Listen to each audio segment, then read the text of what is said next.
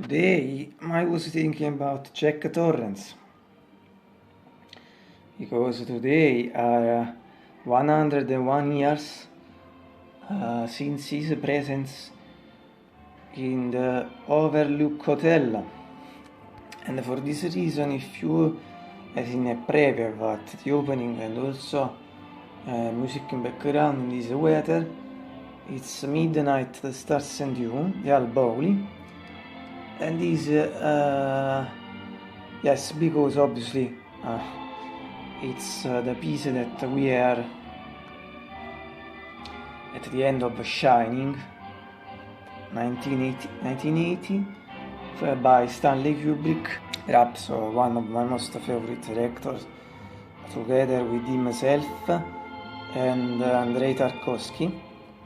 And so, obviously, and for this I insert the preview of my interpretation of the song and for perhaps also some music background in this way. Torrance ovviamente interpretato dal mitico Jack Nicholson, diciamo personalmente uno dei più grandi attori per me, per quanto mi riguarda. Non è un caso ha vinto più premi Oscar, anche se per me gli Oscar talvolta sono insignificanti. Ci sono altri premi che sono più importanti, ma comunque io parlo in generale della bravura dell'attore, che effettivamente non si può discutere. Veramente uno dei più grandi attori di sempre, fortunatamente ancora viventi. E poi su Shining, permettete, ma le parole, il film del secolo in un certo senso, se adesso non ricordo il titolo, comunque fa pietà, diciamo, si può mettere pure da parte, non ci azzecca proprio nulla, non c'entra proprio nulla col primo capitolo, col Shining classico, insomma, assolutamente non c'entra proprio nulla. L'ho visto solo una volta, più di un anno fa, per me Ivan McGregor è salvabile, perché Ivan McGregor è un altro che reputo un attore molto sottovalutato, secondo me, appunto un altro grande attore, che anche altre persone dovrebbero conoscere, secondo me. Appunto, l'ho ammirato anche in altre prove, è molto bravo secondo me. Mi diceva una donna in passato, una mia amica all'università, insomma, che gli somigliavo anche un po', ma non lo so, forse si è fatta qualche canna, non penso sia davvero così. Mi fa piacere, insomma, essere paragonato a lui. Il film, ad esempio, in cui l'ho ammirato, ad esempio di Island di Michael Bay, che comunque non lo reputo interessante. Quel film là è una cosa a parte, secondo me, almeno prima della scena del lungo inseguimento. Comunque lui sì, un grande attore. Ma io ho ancora la febbre, certo mi sento un po' meglio, ma proprio non posso dire che mi sento una meraviglia, devo ancora riprendere, sono ancora male, comunque diciamo va leggermente meglio, comunque un po' più di leggermente meglio rispetto a ieri.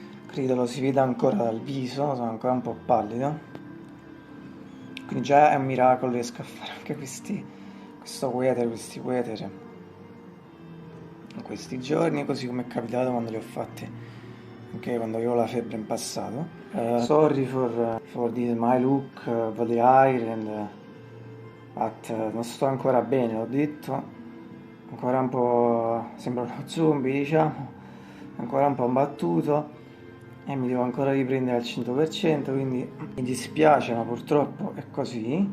E poi mi sarei anche dovuto tagliare i capelli, tra l'altro, il 2 luglio, e mi dispiace non l'abbia fatto proprio quel giorno, perché 2 anni fa l'ho fatto il 2 settembre, l'anno scorso l'ho fatto il 2 agosto e volevo farlo il 2 luglio, un 2, un 2, un 2, per questa tagliata di capelli, anche se mentre in quel caso mi sono fatto la rasata. Adesso forse volevo fare un taglio medio, ma sempre a casa, che comunque passare da capelli lunghi alla pelata da un momento all'altro sembra facile, ma non è mai così semplice, certo è una certa forza di volontà mentale. Comunque il colpo è sempre abbastanza pesante, resto altrimenti sarei un robot, sono sempre un umano anch'io, per quanto i capelli siano una scimità in un certo senso, perché la cretinata è che comunque ciò che conta è la testa, che uno c'ha i capelli corti o lunghi. La testa di un uomo è sempre quella, non cambia, la mente, diciamo, il pensiero.